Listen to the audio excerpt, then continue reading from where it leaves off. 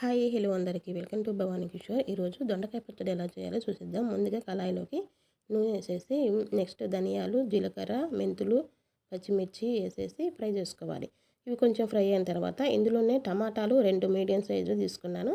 వీటిని కట్ చేసుకొని వేసుకోవాలి. ఈ టమాటాలు కొంచెం మగ్గే వరకు ఉంచి మగ్గిన తర్వాత వేరొక బౌల్లోకి తీసేసుకొని అందులోనే ఇంకాస్తంత నూనె వేసేసి ముందే కట్ చేసి పెట్టుకున్న దొండకాయ ముక్కలు కూడా వేసి ఫ్రై చేసుకోవాలి. ప్లేట్ పెట్టేసి మంచిగా ఇవి మగ్గే వరకు ఫ్రై చేసుకోవాలి.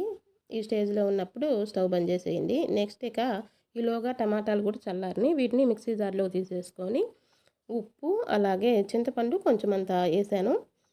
వీటిని మంచిగా మెత్తగా గ్రైండ్ చేసుకోవాలి. నెక్స్ట్ ఈలోగా దొండకాయ ముక్కలు కూడా ఫ్రై చల్లారినాయి కదా, వీటిని కూడా వేసేసుకొని పల్స్ ఇస్తూ గ్రైండ్ చేసుకోవాలి.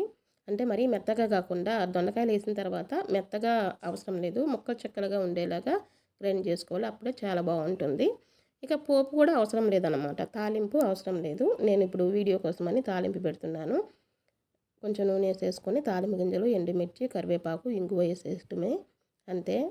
ఈ దొండకాయ పచ్చడి చాలా బాగుంటుంది. ఒకసారి ఇలా ట్రై చేయండి. అంతే. మీకు ఈ వీడియో నచ్చితే లైక్ చేయండి, షేర్ చేయండి, సబ్స్క్రైబ్ చేసుకోండి.